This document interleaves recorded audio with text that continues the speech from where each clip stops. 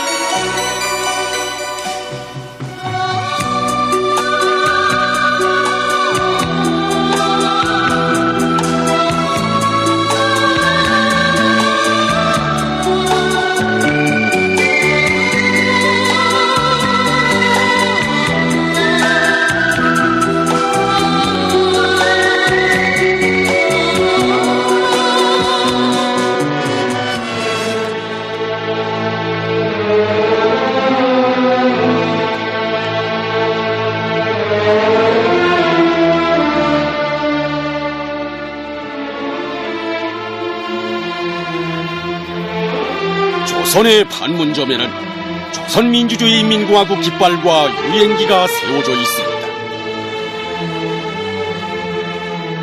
지난 조선전쟁에서 영적 조선인민에게 수치스러운 패배를 당한 이제가 여기 판문점에서 조선정전협정문에 유엔군의 이름으로 수표할 때 사람들은 유엔기가 앞으로 60년이 넘게 이곳에 서 있게 될 줄 상상조차 하지 못했습니다. 이 60년 세월의 흐름 속에서 우리 공화국은 유엔의 존엄 있는 성원국이 되었고 조선전쟁에 참전했던 대다수의 나라들은 우리나라와 정상적인 국가관계를 수립했습니다. 또한 이 기간 유엔은 자기의 깃발을 도용한 미국을 규탄하고 남조선 주둔 유엔군 사령부를 해체하고 모든 외국 군대를 남조선에서 철수할 때 대한 결의를 채택했습니다.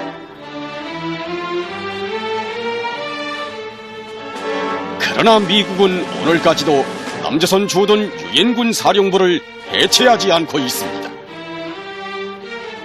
지금 미국은 지난 조선전쟁에서 유엔을 도용한 저들의 범죄를 은폐하고 유엔군 사령부의 존재를 정당화하는 방치하는 말을 내돌리고 있습니다.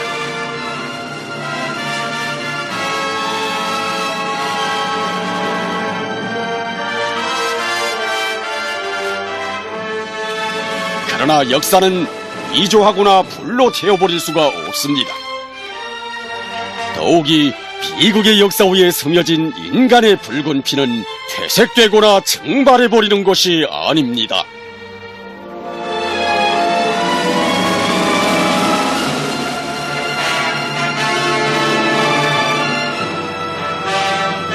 (1950년 7월) 미국은 유엔의 승인도 없이 미 국동군 사령부를 조선전쟁 참전 유엔군 사령부로 개편했습니다. 유엔 헌장 제46조와 제47조에 따르면 유엔군의 병력 사용과 지휘는 유엔 안전보장리사회 상임리사국들이 참모장들로 구성된 군사참모위원회의 방조와 지원을 받아서 유엔 안전보장리사회가 맡아 수행하게 되어 있습니다. 따라서 미 국방성이 일개 방명군에 불과한 메가다의 미 국동군 사령부는 유엔군 사령부로 될 수 없으며, 따라서 유엔기도 이러한 군사참모위원회 성원들이 참가하지 않은 상태에서 함부로 이양받지 못하게 되어 있습니다. 그런데 보십시오. 미 군부가 저희들끼리 유엔기를 주고받습니다. 유엔기를 넘겨주는 자는 미 육군 참모총장 콜린스이고 넘겨받는 자는 미 국동군 사령관 메가도입니다. 그러면 조선전쟁의 유엔을 도용한 미국의 범죄적 행적을 보기로 하겠습니다. 제2차 세계대전이 끝난 후 사람들은 파시오들을 제거했으니 앞으로 50 내지 100년 동안은 전쟁이 일어나지 않을 것이라고 생각했습니다. 그러나 제2차 세계대전에서 황금 소나기를 맞은 미국의 독점 재벌은 결코 평화를 원치 않았습니다. 제2차 세계대전 시기에 군수산업을 대대적으로 확장하여 막대한 전시리온으로 급격히 비대해졌던 미국은 대전의 정식과 함께 오목한 시련을 맞게 됐습니다. 하여 미국은 닥쳐오는 위기를 타개하기 위해 공산주의의 위협으로부터 이른바 자유세계를 수호한다는 간판 밑에 사회주의 나라들을 반대하고 국제긴장 상태를 격화시키는 트루맨주의를 내놓았습니다. 그리고 잉여 자본을 처리하고 유럽의 주요 자본주의 나라들의 자본을 투자하여 그 나라들의 경제를 걸어주기 위한 마샤란을 내놓았습니다.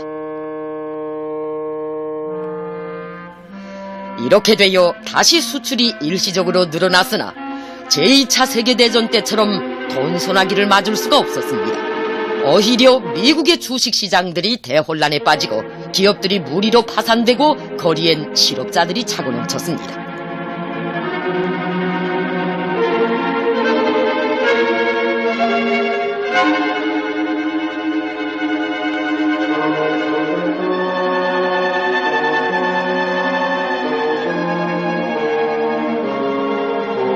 반면에 동유럽에서 사회주의 정권들이 연이어 탄생되고 소련에서의 원자탄 시험이 성공되어 미국의 원자탄 독점 시대에 종말을 가져왔습니다. 거기에다 세계 최대의 인구 대국인 중국에서까지 친미적인 국민당 정부가 가을날의 낙엽처럼 떨어지고 주한민공화국이 자기의 고고성을 울렸습니다. 미국은 여기에 불에 댄 황소처럼 놀랐습니다. 그 놀라움은 처음에는 공포심으로, 다음은 사회주의에 대한 분노로, 마지막에는 복수심으로까지 번져졌습니다. 미제국주의자들에게 있어서 제3차 세계대전은 사회주의를 압살하고 그리고 미국 경제를 다시 한번 재도약시키기 위한 운명적인 역으로 제기됐습니다. 이렇게 돼서 미제는 동서남해안에 발달된 항구들을 가지고 있고 또 소련, 중국과 육로로 연결되어 있으며 저들이 점령하고 있는 일본과 해상거리가 가장 가까운 여기 조선에서부터 제3차 세계대전을 시작하기로 했습니다. 하여 미제는 1단계는 공화국 국방부를 점령하고 2단계는 중국의 동북지방으로 밀고 올라가고 3단계는 300발의 원자탄으로 소련을 황폐화시킨다는 ABC 계획이라는 것을 작성하고 제3차 세계대전의 서막이라고 말할 수 있는 조선전쟁 준비에 박차를 가했습니다. 그러나 전쟁 두목 트루맨은 조선에서 전쟁을 일으키고 나아가서 중국과 소련을 반대하여 새로운 대전의 불길을 지핀다고 해도 미국을 나치스 도이칠란드처럼 세계의 적으로 만들면 전쟁을 확대하는 데 불리하다고 보았습니다. 트루맨은 말했습니다. 정치적으로 불리하면 군사적으로 아무리 성과를 거둘지라도 전쟁을 오래 할 수 없다. 이런 데로부터 미국은 세계의 적이 아니라 세계의 벗, 세계의 동반자의 가면을 쓰고 새로운 대전을 시작하며 거기에서 주역을 넣을 곳을 획책하고 조선전쟁에 유엔을 개입시키기로 했습니다. 그러나 유엔을 조선전쟁에 개입시키는 데는 무시할 수 없는 불리한 조건들이 있었습니다. 우선 조선의 민심이 백두산 호랑이로 명망 높으신 항일의 전설적 영웅 김일성 장군님을 하늘처럼 믿고 따르고 있었습니다.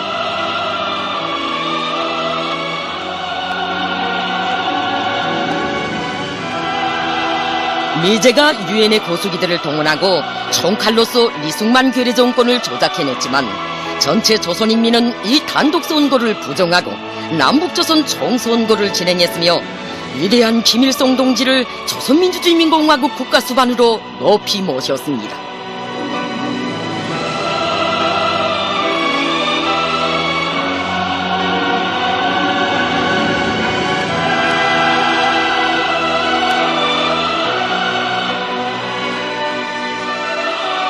이뿐이 아니었습니다. 항일혁명 전쟁 시기 제2차 세계대전의 동방전선을 지켜 위대한 국제주의적 업적을 쌓아올리신 불세출의 영웅 김일성 장군님께 스탈린을 비롯한 소련의 지도부가 다음없는 신뢰심을 표시하고 있었습니다.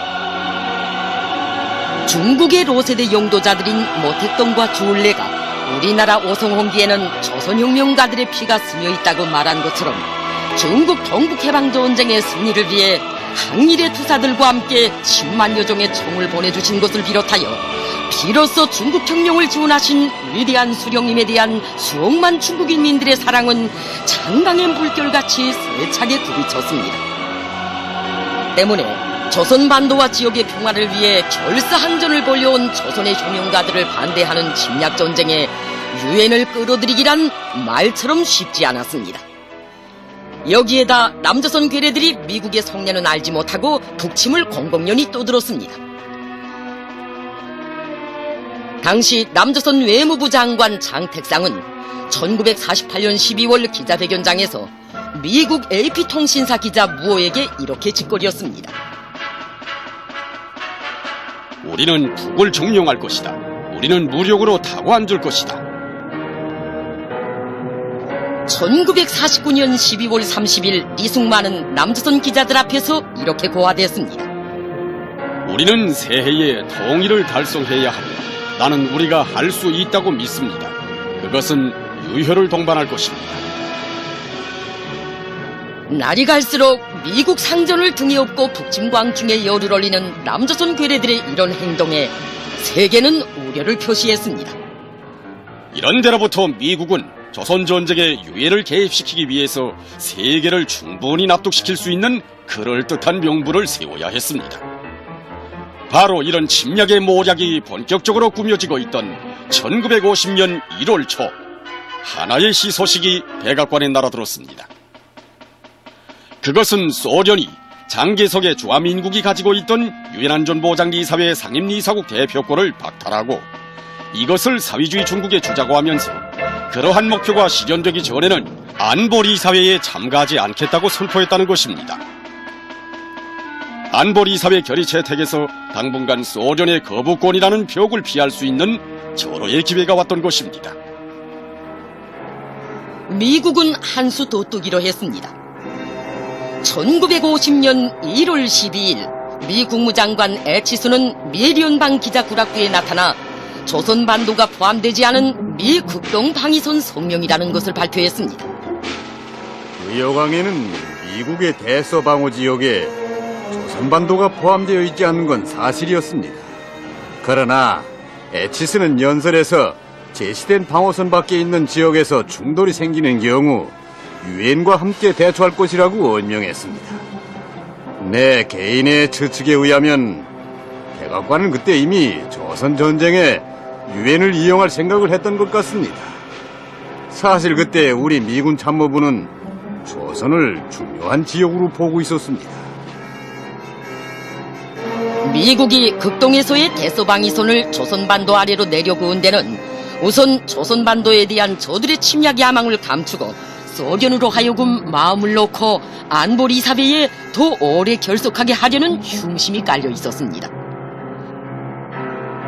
다음 조선전쟁을 일으킨 후 미국이 극동방위선을 조선반도 남쪽 아래로 내려놓은 것을 기회로 북이 남침했다는 것 때문에 이 전쟁에 유엔이 개입해야 한다는 것을 여론화하여 전쟁의 책임을 우리 공화국에 넘겨씌우자는 데 있었습니다. 이렇게 국제사회를 업어넘기기 위한 음흉한 음모를 꾸민 후 미국은 1950년 6월 25일 이승만 매국도장을 부추겨 조선전쟁을 도발했습니다.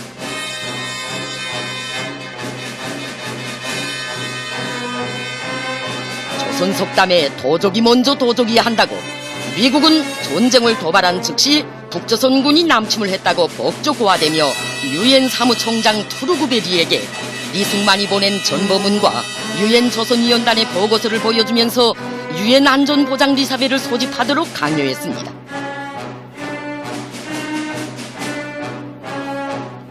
그런데 여기에서 문제로 되는 것은 우리 공화국이 남침했다고 하는 유엔 조선위원단 보고서는 미국이 쓴 협잡문서라는 것입니다.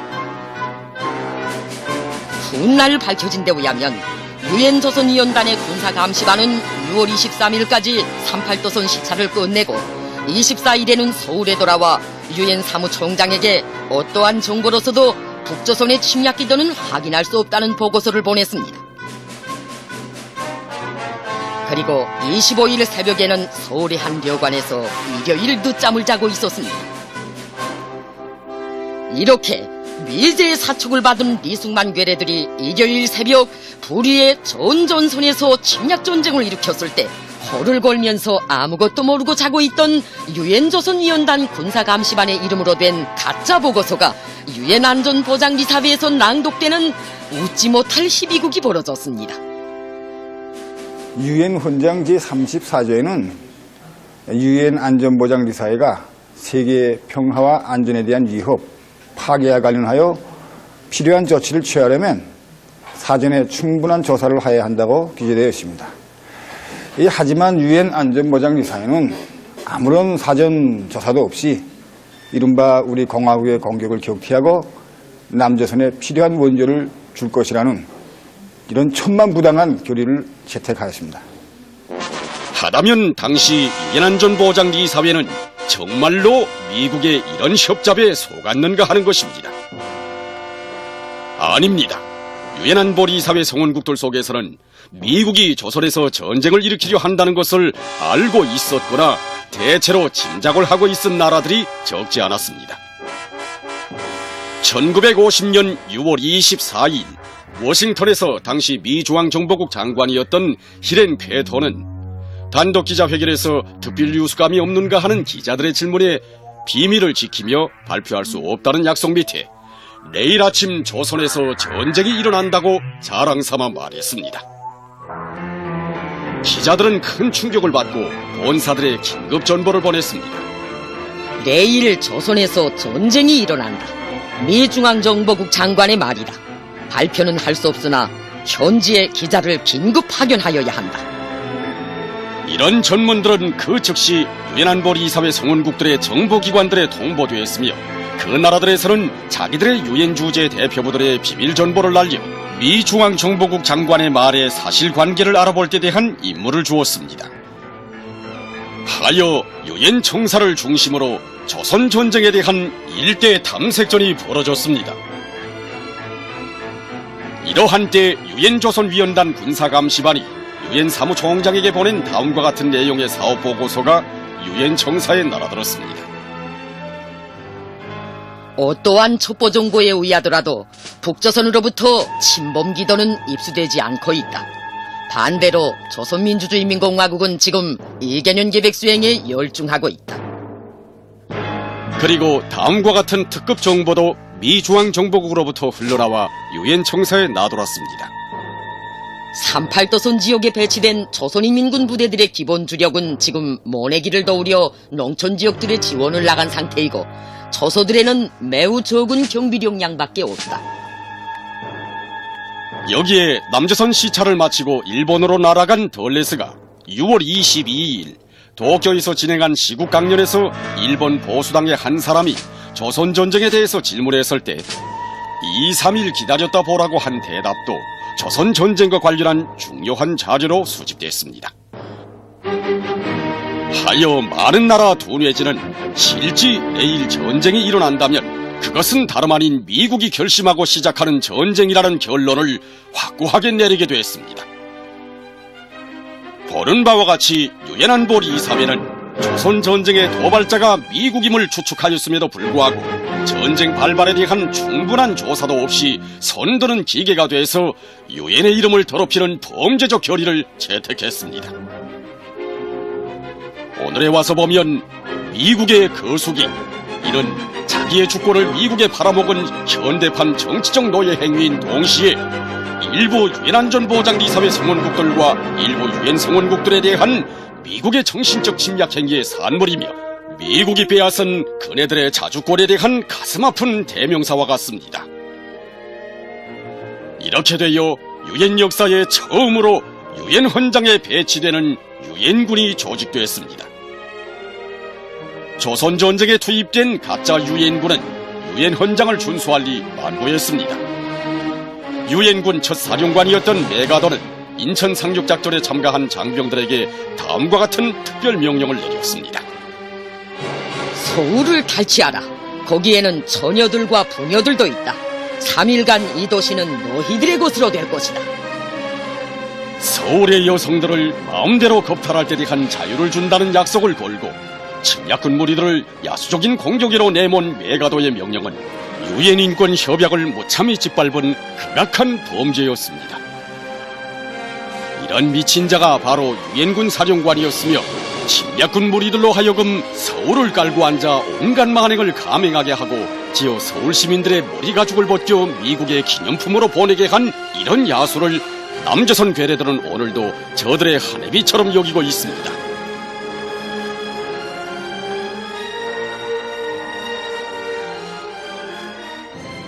미제는 전쟁 전기간 700대 내지 1000여대의 비행기를 매일 2차례씩 공화국 국방부에 들이밀어 도시와 마을, 공장과 오천, 농경지와 저수지, 발전소들, 지어 학교와 병원들까지 무자비하게 폭격했으며 길가의 사람들까지 야수적으로 살해했습니다.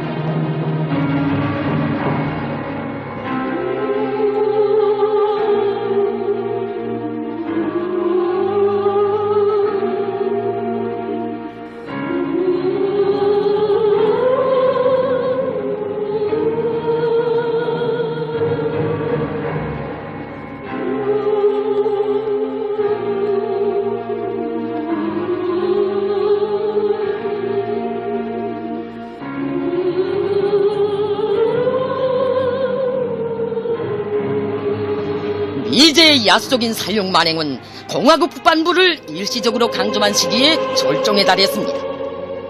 우리 인민에 대한 미제 살인기들의 학살은 아직 세계 전쟁사에 없는 가장 야만적인 집단 학살들이었습니다. 그 하많은 학살 만행들 중에 일단만을 보기로 하겠습니다. 미제는 낙연광산에서 800여 명의 인민들을 10명씩 결박하여 110m 깊이의 수직갱에 떨구어 무참히 학살했습니다.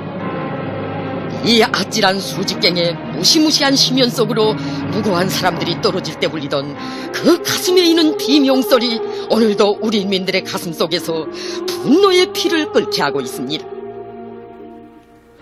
그날에 무참히 학살된 수백의 영혼들의 이름으로 유엔의 무대 위에서 평화여 인권이여 하며 외치는 미국의 정객들에게 물어봅시다. 무고한 사람들을 묶고 100m나 넘는 수직갱 속으로 떨어뜨려 시체도 찾을 수 없게 한 그날의 미군이 과연 인간이었는가 아니면 야수였는가? 이것이 어수뱅찜과 다른 것이 무엇이며 미국이 나치스 도이칠란드와 다른 것이 무엇인가?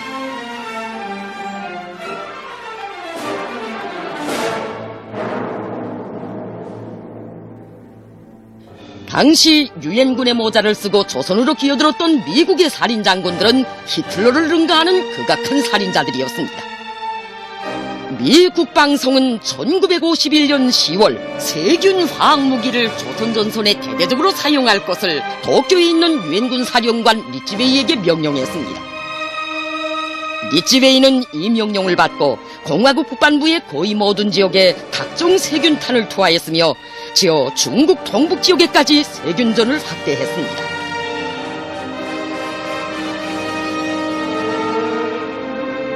미공군 세균전 포로들은 국제과학조사단과의 담화에서 이렇게 고발했습니다. 나는 이미 전 세계 평화를 애원하는 사람들에 대하여 가증스러운 전쟁을 진행한 미치광이들을 위해서 봉고하였다. 나는 세균과 곤충을 북조선의 무고한 인민들의 머리 위에 퍼부었다. 나는 이러한 대도사를 발동한 그러한 미치광이들을 규탄한다.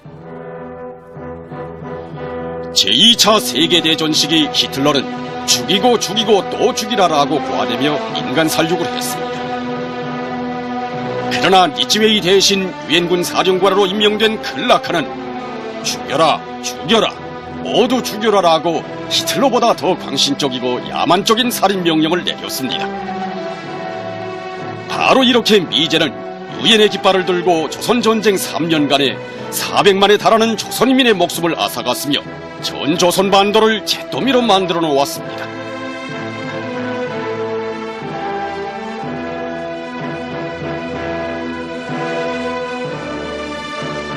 조선에서의 미군 만행을 현지에서 조사한 국제여맹조사단은 조사보고서에 이렇게 썼습니다. 이러한 대중적 학살과 대중적 고문들은 히틀러 나치스들이 임시적으로 강점하였던 유럽에서 감행한 만행보다 더 혹심한 것이다. 지어 미국은 조선전쟁에 히로시마에 떨군 원자탄의 2배 이상의 위력을 가진 원자폭탄들을 조선반도에 투하할 야만적인 계획까지 가지고 있었습니다. 원래 유엔 헌장의 어느 조항에도 유엔 무장력이 어느 일방의 편에 서서 타방을 공격하라고 이렇게 지적된 것은 없습니다. 때문에 우리 공화국에 대한 침략에 유엔을 도용한 미국의 행위는 완전한 그 전범 행위, 또 국제적 정의에 대한 난폭한 유린으로 되는 것입니다. 국제평화의 상징으로 돼야 할 유엔기에는 이렇게 미제의 야수적 만행에 의해 쓰러진 우리 인민의 붉은 피가 진하게 물들었습니다. 이것은 유엔이 겪은 가슴 아픈 비극의 한 페이지였습니다.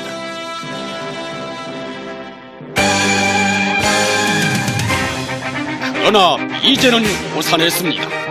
자기의 곳에 대한 사랑과 믿음으로 뭉쳐 일어난 우리 군대와 인민의 힘, 사랑하는 고향을 불 속에 잠기게 한 그 야만들에 대한 증오는 화로산처럼 폭발하여 세계의 면전에서 미제의 강대성의 신화를 깨뜨려버렸습니다.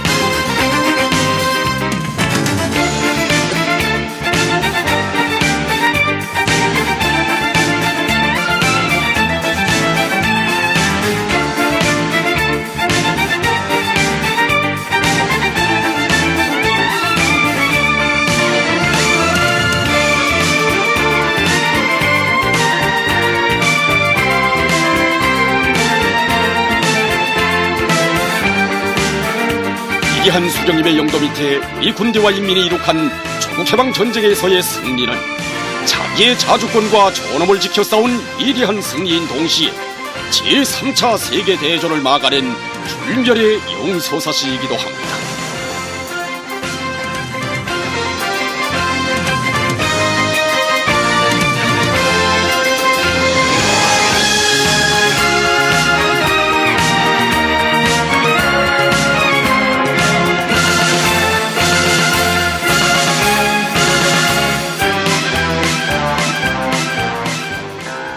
미국은 이 패배에서 교훈을 찾을 대신 정의로운 조선인민을 더더욱 적대시하는 길로 장장 60년 동안이나 걸어왔습니다. 그 적대적 행동은 조선 전쟁 때처럼 유엔의 깃발 밑에 끊임없이 진행돼 왔습니다.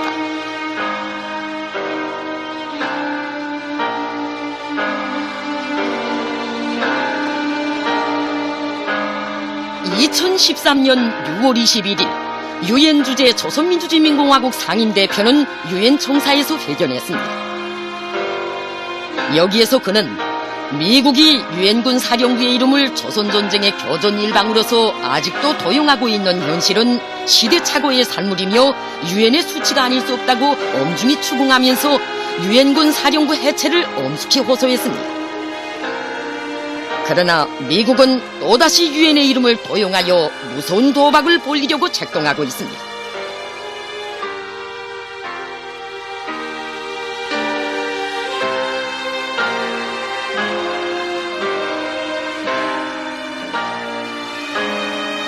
하다면 미국이 유엔군 사령부의 간판을 왜 아직도 우리나라에 대한 적대시 정책에 도용하고 있겠습니까? 그것은 우리 공화국을 유엔의 적으로 만들어 대조선 압살 정책의 국제적 명분을 세우자는 데 있습니다. 그것은 또한 아시아 태평양 지역에서 나토와 같은 군사 블록을 만들어 이 지역의 대국들을 견제 압살하고 정치 군사적 패권을 쥐자는 데 있습니다.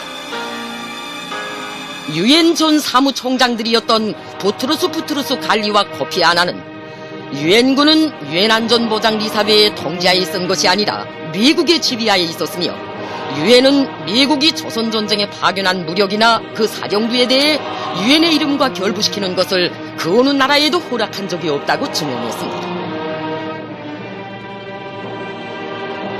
2004년과 2006년 유엔 대변인은 유엔군은 유엔의 군대가 아니라 미국이 주도하는 군대라고 까발켰습니다. 이것은 유엔의 이름을 더럽힌 미국에 대한 유엔의 분노이며 유엔군 사령부를 해체할 때 대한 역사의 여부이기도 합니다. 미국은 역사가 이미 사망 선고를 내린 유엔군 사령부를 지체 없이 해체하고 저들의 침략군을 철수시켜야 할 것입니다. 이것은 미국을 위해서도 필요한 것입니다. 미국의 한 진보적 법률가는 한때 미국의 야수성에 대해 이렇게 경고했습니다. 남에게 피해를 주면 자기도 반드시 피해를 보게 된다. 그렇습니다. 이 말은 이제 죄 많은 미국이 겪을 비극의 운명으로 증명될 것입니다. 미국이 유엔의 이름을 도용하여 감행한 여러 차례의 중동 전쟁과 만전쟁에서 목숨을 잃은 수많은 사람들의 원한이 그렇게 비치고 있으며 미국이 유엔의 깃발을 들고 강요한 팔레스티나와 민주공고, 소말리아 등 세계 여러 지역과 나라들에서의 가슴 아픈 비극들이 그렇게 비치고 있습니다. 인류 양심과 지성이 또한 그렇게 예언하고 있습니다.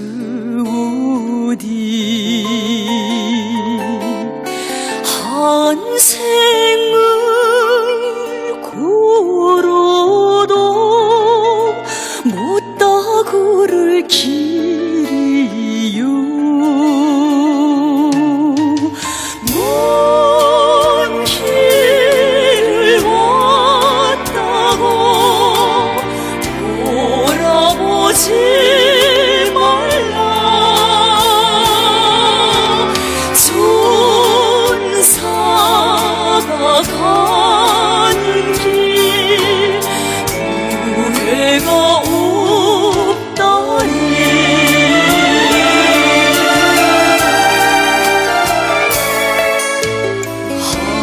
하나의 행복 찾아 머나먼 길 왔던가. 명예를 바라서 이 길 따라왔던가.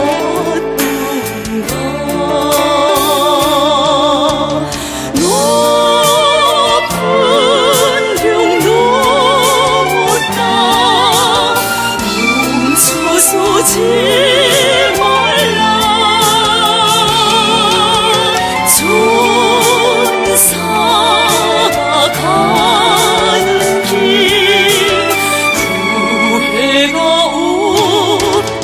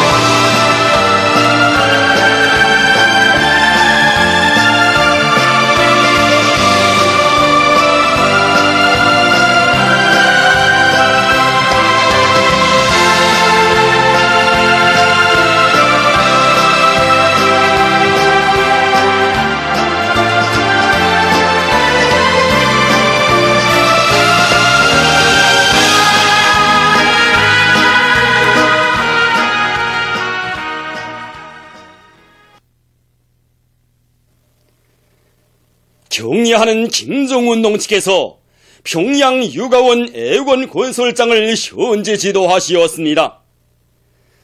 조선노동당 제1비서이시며 조선민주주의인민공화국 국방위원회 제1위원장이시며 조선인민군 최고사령관이신 경리하는 김정운동 측에서 평양 유가원 애국원 건설장을 현재 지도하시었습니다. 조선노동당 중앙위원회 부장 한광상 동지, 국방위원회 설계국장인 육군중장 마원춘 동지가 동행했습니다. 경리하는 김정운 동지를 건설에 동원된 군부대 지휘관들이 맞이했습니다. 경리하는 원수님께서는 지난 2월 평양시의 유가원과 애국원을 돌아보시면서 품없는 아이들도 우리 혁명의 계승자 미래의 역군들이라고 하시며 풍치수려한 대동강 기술계 유가원과 애국원을 새로 일도 세워주시겠다는 은정 깊은 말씀을 하시었습니다. 경리하는 원수님께서는 평양 유가원 애국원을 세상에 둘도 없는 아이들의 요람으로 꾸려주시기 위해 몸소 설계도 지도해 주시었고 자재보장 대책을 세워주시었으며 나라의 건설 교육자 부대로 자랑 떨치는 조선인민군 제267 군부대를 건설에 투입해 주시었습니다. 경리하는 최고사령관 동지의 명령을 받아 안고 건설장에 진출한 군인 건설자들은 단 며칠 사이에 골착 공사를 끝낸 데 이어 골조 공사를 심했게 벌림으로써 불과 1개월 남짓한 기간에 평양 유가원 애국원 건물의 자태가 드러나게 했습니다. 경리하는 김정운동 측에서는 건설장의 여러 곳을 돌아보시면서 건설에서 나서는 귀중한 가르치심을 주시었습니다. 경리하는 원수님께서는 평양 유가원 애국원이 일떠서는 것은 정말로 명당짜리라고 하시면서 유가원 애국원을 우리 당의 후대사랑 미래사랑이 철저히 구현된 노동당 시대의 또 하나의 본보기 건축물로 일떠 세워야 한다고 말씀하셨습니다. 침실을 비롯한 모든 요소를 최상의 수준에서 시공하며 야외 및 실내 물놀이장과 오락실도 특색 있게 꾸려주고 보육원 교양원들의 생활실은 물론 후생시설들도 잘 건설해야 한다고 지시하셨습니다. 유가원과 애국원의 원아들은 다가서 유치원생들인 것만큼 책상과 걸상 침대를 아이들의 연령 심리적 특성에 맞게 제작해야 한다고 하시면서 모든 가구와 비품 집기리들을 당에서 마련해 주겠다고 말씀하시었습니다. 평양 유가원 애국원의 주변 정리를 잘해야 한다고 하시면서 아이들이 마음껏 뛰놀 수 있는 공원을 동심에 맞게 재미나게 꾸리고 수종이 좋은 나무들을 많이 심어야 한다고 지시하시었습니다. 경리하는 원수님께서는 우리가 건설하는 모든 것은 세계적인 것으로 되어야 한다고 하시면서 그러자면 건설자들이 한 장의 벽돌 한 삽의 몰탈에도 당의 의도와 애국의 마음을 담아야 한다고 말씀하셨습니다. 경리하는 원수님께서는 건설에서 공법의 요구를 철저히 지키며 건축물의 안전성을 확고히 보장하는 조선인민군 제267 군부대의 건설을 맡겼으므로 건축물의 질에 대해서는 마음을 놓는다고 말씀하시었습니다. 경리하는 원수님께서는 당에서 평양 유가원 애국원을 표준이 되게 건설하려는 것은 이것을 본보기로 각 도의 유가원과 애국원들도 잘 꾸리기 위해서라고 말씀하시었습니다. 경리하는 원수님께서는 부모 없는 아이들과 돌봐줄 사람이 없는 노인들은 물론 장애자들도 따뜻이 보살펴 주어야 한다고 하시면서 그것이 사회적 기풍으로 온 나라 대가정의 가풍으로 되게 해야 한다고 말씀하셨습니다.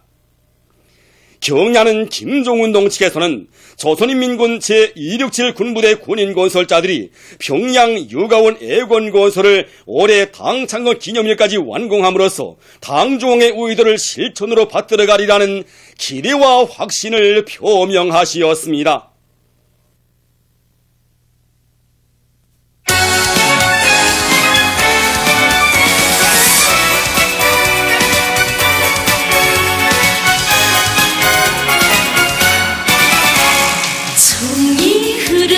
사랑이 뜨겁게 넘치는 그의 따뜻한 미소와 친근한 음성